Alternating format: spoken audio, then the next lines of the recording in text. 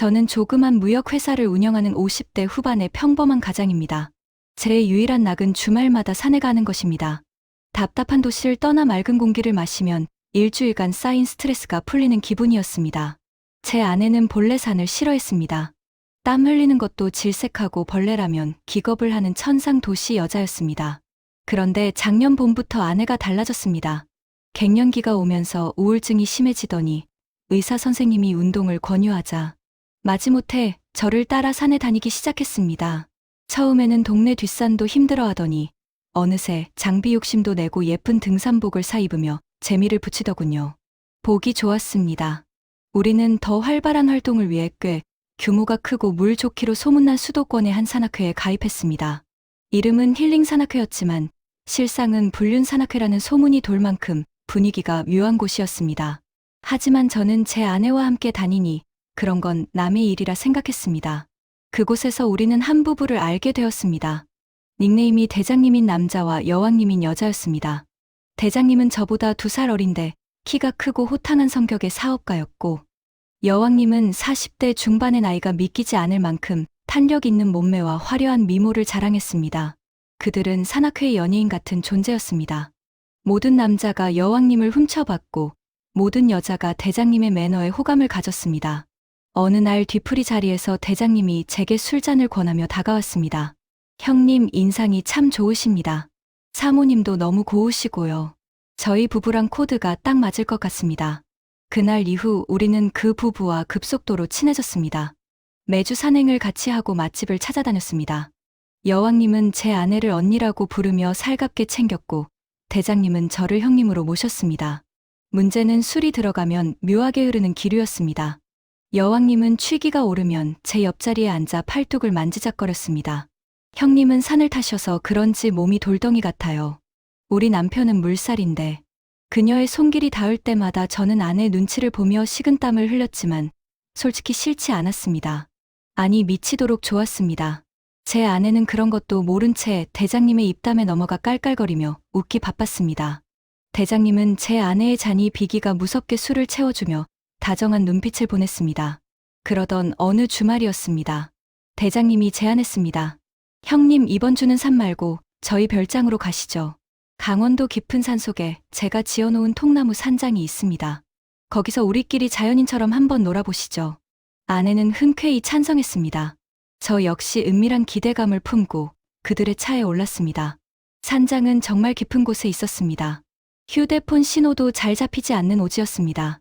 울창한 숲속에 덩그러니 놓인 2층짜리 통나무 집은 낭만적이면서도 어딘가 고립된 느낌을 주었습니다. 우리는 도착하자마자 바비큐 파티를 시작했습니다. 가져온 양주와 와인을 섞어 마시며 분위기는 점점 고조되었습니다. 밤이 깊어지자 대장님이 묘한 제안을 했습니다. 형님, 누님, 우리 오늘 계급장 떼고 진짜 솔직하게 놀아볼까요? 제 아내가 붉어진 얼굴로 물었습니다. 어떻게 노는 건데요? 대장님이 의미심장한 미소를 지으며 말했습니다. 왕 게임 아시죠? 오늘은 왕이 시키는 대로 무조건 하는 겁니다. 거부권은 없습니다. 여기는 우리 넷뿐이니까요. 술김에 시작된 게임은 처음에는 노래 부르기나 러브샷 정도로 가벼웠습니다. 하지만 시간이 지날수록 수위가 높아졌습니다. 여왕님이 왕이 되었을 때였습니다. 그녀가 저를 빤히 쳐다보며 명령했습니다. 산타 오빠는 지금 입고 있는 셔츠 벗으세요. 근육 좀 보고 싶어요. 저는 머뭇거렸지만 분위기를 깰 수 없어 셔츠를 벗었습니다. 여왕님은 환호성을 지르며 제 가슴을 손가락으로 훑었습니다. 제 아내는 그걸 보고도 화를 내기는커녕 대장님 품에 기대어 묘한 미소를 짓고 있었습니다. 다음은 대장님이 왕이 되었습니다. 그가 폭탄 선언을 했습니다. 자, 이번 판은 파트너 체인지입니다. 지금부터 1시간 동안 내 여자는 형님 여자고 형님 여자는 내 여자입니다. 각자 방으로 들어가서 1시간 뒤에 거실에서 만나는 겁니다. 저는 귀를 의심했습니다. 이복의 대장. 그게 무슨 소리야. 선 넘지 말게. 제가 정색을 하며 말했습니다. 그런데 제 팔을 잡은 건 대장님이 아니라 제 아내였습니다. 아내의 손은 뜨거웠고 눈은 풀려 있었습니다. 여보, 그냥 게임이잖아. 여기 우리밖에 없는데 어때? 나도 당신 말고 다른 남자랑 대화 좀 해보고 싶어. 아내의 그 말에 저는 머리를 한 대 얻어맞은 것 같았습니다. 순진한 줄 알았던 아내가 대담하게 외도를 허락한 것입니다. 여왕님이 제 손을 잡고 일으켰습니다. 오빠 가요. 언니가 허락했잖아요. 저 오빠랑 단둘이 있고 싶어서 여기까지 온 거예요. 그녀의 콧소리와 향기 그리고 제 아내의 배신감이 뒤섞여 제 이성을 마비시켰습니다. 결국 저는 여왕님의 손에 이끌려 2층 침실로 올라갔습니다. 방문이 닫히자마자 그녀는 저를 침대로 밀어뜨렸습니다. 오빠 나 오늘 집에 안 갈래. 그녀는 맹수처럼 달려들었습니다. 40대 여자의 농익은 기술과 젊은 육체에 저는 정신을 차릴 수가 없었습니다. 1층에 있는 아내 생각은 까맣게 잊었습니다. 아니 오히려 아내도 그 놈과 뒹굴고 있을 거라는 상상이 저를 더 흥분시켰습니다. 우리는 1시간이라는 약속도 잊은 채 밤새도록 서로를 탐했습니다. 새벽녘이 되어서야 저는 잠에서 깼습니다. 옆에는 여왕님이 실오라기 하나 걸치지 않은 채 잠들어 있었습니다. 현자 타임이 찾아오면서 덜컥 겁이 났습니다. 내가 무슨 짓을 한 건가? 아내는 괜찮을까? 혹시 대장놈이 억지로 아내를 범한 건 아닐까? 저는 조용히 옷을 챙겨 입고 방을 나왔습니다. 계단을 내려오는데 1층 안방 문이 살짝 열려 있었습니다. 안에서 두렁거리는 말소리가 들렸습니다. 저는 숨을 죽이고 문틈으로 안을 들여다보았습니다. 그곳에는 믿을 수 없는 광경이 펼쳐져 있었습니다. 제 아내와 대장님이 침대에 나란히 앉아 담배를 피우고 있었습니다. 아내는 평생 담배를 입에 댄 적도 없는 사람이었습니다. 그런데 그녀가 아주 자연스럽게 담배 연기를 내뿜으며 대장님의 어깨에 머리를 기대고 있었습니다. 그리고 아내의 입에서 나온 말은 저를 지옥으로 떨어뜨리기에 충분했습니다. 자기야, 저 늙은이 언제까지 데리고 다닐 거야. 나 이제 연기하기 지겨워. 빨리 정리하고 우리끼리 살자니까. 대장님이 낄낄거리며 아내의 머리카락을 쓰다듬었습니다. 조금만 참아. 저 영감이 가지고 있는 강남 건물. 그거 명의만 자기 앞으로 돌려놓으면 바로 끝내줄게. 그때까지만 참아. 오늘 밤 2층에서 내 마누라가 서비스 확실하게 해주고 있을 거야. 정신 못 차리게. 저는 다리에 힘이 풀려 그 자리에 주저앉을 뻔했습니다. 이 모든 것이 우발적인 게임이 아니었습니다. 아내와 저 놈들은 처음부터 한패였습니다. 산악회 가입부터 오늘의 이 여행까지 모든 것이 제 재산을 노리고 꾸며진 거대한 사기극이었습니다. 제 아내는 저 몰래 저 젊은 놈과 바람을 피우고 있었고 그것도 모자라 저를 꽃뱀 같은 여자에게 넘겨 약점을 잡거나 정신을 빼놓을 작정이었던 겁니다. 심장이 터질 것 같았습니다. 당장 문을 박차고 들어가 두 연놈의 머리채를 잡고 싶었습니다. 하지만 제 본능이 경고했습니다. 지금 들어가면 나는 죽는다. 이 깊은 산속에서 저 건장한 놈과 싸워 이길 수 없다. 게다가 내 방에는 알몸으로 자고 있는 또 다른 공범이 있다. 저는 떨리는 손으로 주머니 속 휴대폰을 꺼냈습니다. 녹음 버튼을 눌렀습니다. 그리고 문틈으로 휴대폰을 들이밀었습니다. 증거를 남겨야 한다. 이 억울하고 분한 배신의 현장을 남겨야 한다. 그때였습니다. 2층에서 방문 열리는 소리가 들렸습니다. 여왕님이 깬 것입니다. 오빠, 어디 갔어? 그녀의 목소리가 계단을 타고 내려왔습니다. 1층 안방의 대화가 뚝 끊겼습니다. 대장님이 낮게 속삭였습니다. 쉿, 깼나 봐. 자기야 나가봐. 자연스럽게 행동해. 저는 진퇴양난에 빠졌습니다. 앞에는 불륜 남녀 뒤에는 꽃뱀. 도망칠 곳은 없었습니다. 저는 2층 계단 밑 창고로 몸을 날렸습니다. 먼지와 곰팡이 냄새가 진동하는 좁은 창고 안에 몸을 구겨 넣고 숨을 죽였습니다. 곧이어 1층 안방문이 열리고 제 아내가 걸어 나오는 소리가 들렸습니다. 그리고 계단을 내려온 여왕님과 마주쳤습니다. 언니, 그 오빠는 아직 자는 척하는 것 같아. 내려왔다가 다시 올라갔나 봐. 언니 남편 진짜 단순하더라. 내가 좀만 띄워주니까 좋아 죽어. 수고했어. 덕분에 나도 자기랑 오붓하게 보냈네. 두 여자의 소름 끼치는 대화가 창고 문 하나를 사이에 두고 오갔습니다. 제 아내는 제가 알던 그 조신한 여자가 아니었습니다. 악마였습니다. 저는 그 어둠 속에서 입을 틀어막고 눈물을 흘렸습니다. 내 인생이 송두리째 부정당한 밤. 저는 이 산장에서 살아나갈 수 있을까요? 아니 살아서 저들에게 처절한 복수를 할 수 있을까요? 저는 그 좁고 냄새나는 창고 안에서 짐승처럼 이를 갈았습니다. 당장 뛰쳐나가 놈들을 죽이고 싶었지만 제 손에 쥔 것은 휴대폰 하나뿐이었습니다. 저들은 셋이었고 저는 혼자였습니다. 게다가 여기서 제가 하는 척을 해봤자 놈들은 적반하장으로 나올 게 뻔했습니다. 증거가 필요했습니다.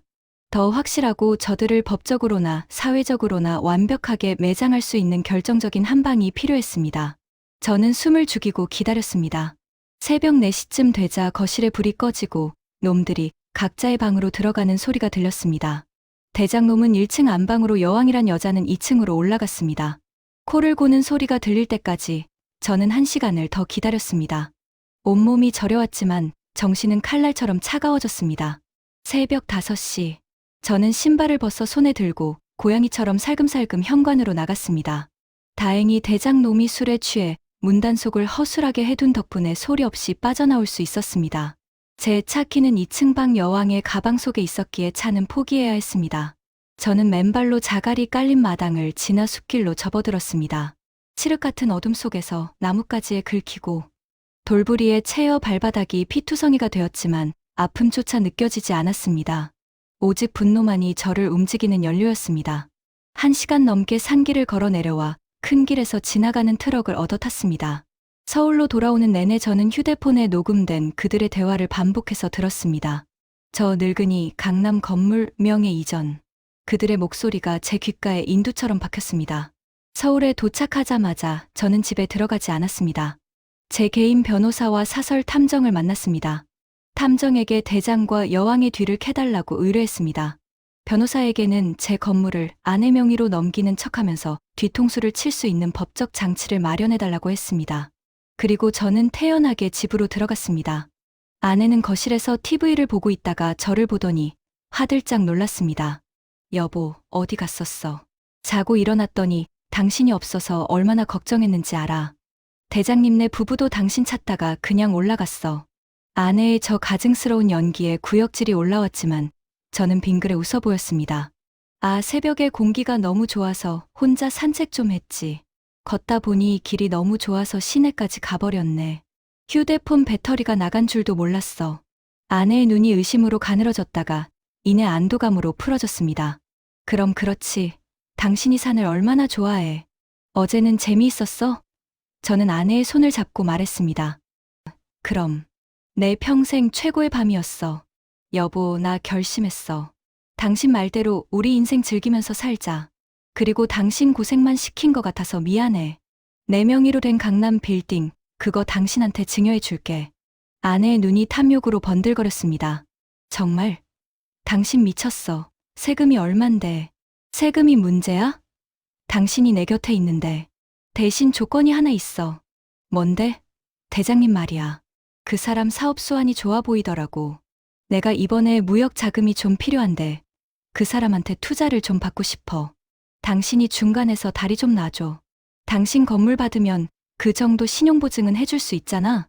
미끼를 던졌습니다. 탐욕스러운 인간들은 더 큰 먹이를 보면 의심을 거두는 법입니다. 일주일 뒤 탐정에게서 연락이 왔습니다. 예상대로였습니다. 대장과 여왕은 부부가 아니었습니다. 대장은 전과 오범의 사기꾼이었고 여왕은 강남 유흥업소 출신의 꽃뱀이었습니다. 그들은 등산 동호회를 돌며 돈 많은 중년 부부들에게 접근해 스와핑으로 약점을 잡거나 사기 투자를 유도해 한탕하고 사라지는 전문 사기단이었습니다. 제 아내는 그들의 다음 타깃이자 호구였던 것입니다. 저는 판을 짰습니다. 강남의 고급 일식집 룸을 예약하고 그들을 초대했습니다. 건물 증여, 계약서와 투자 계약서를 동시에 쓰는 날이라고 속였습니다.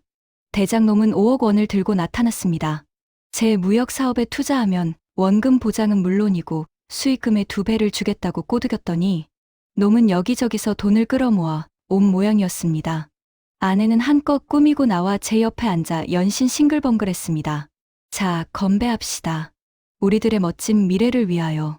제가 잔을 들자 모두가 환호했습니다. 술잔을 비우고 저는 서류 가방에서 봉투를 꺼냈습니다. 대장, 이거 투자 계약서야. 도장 찍지. 대장이 침을 꼴깍 삼키며 도장을 찍었습니다. 그리고 아내가 물었습니다. 여보, 내 건물 증여 서류는? 저는 웃으며 휴대폰을 꺼냈습니다. 아, 그 전에 우리 지난번 산장에서 찍은 추억 좀 감상할까.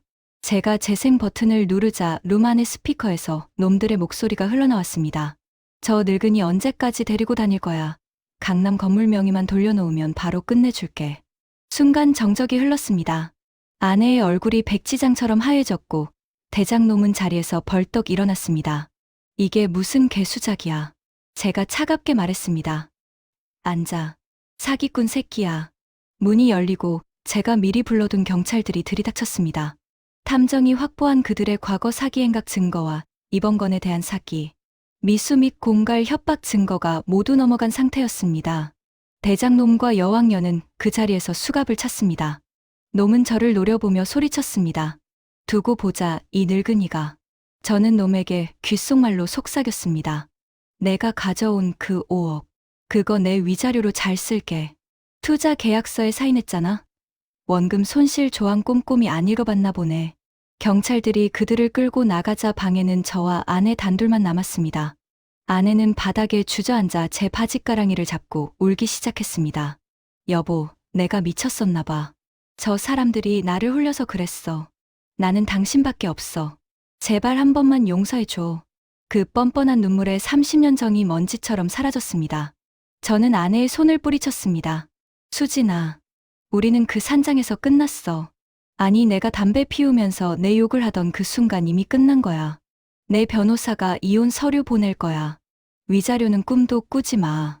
너랑 저 놈들이 나눈 문자 내역 다 확보했으니까 상간남 소송까지 같이 걸 거다. 빈몸으로 나가. 저는 뒤도 돌아보지 않고 룸을 나왔습니다. 밖에는 비가 내리고 있었습니다. 산장에서 탈출하던 그날 밤처럼 차가운 비였지만 제 마음은 뜨거웠습니다.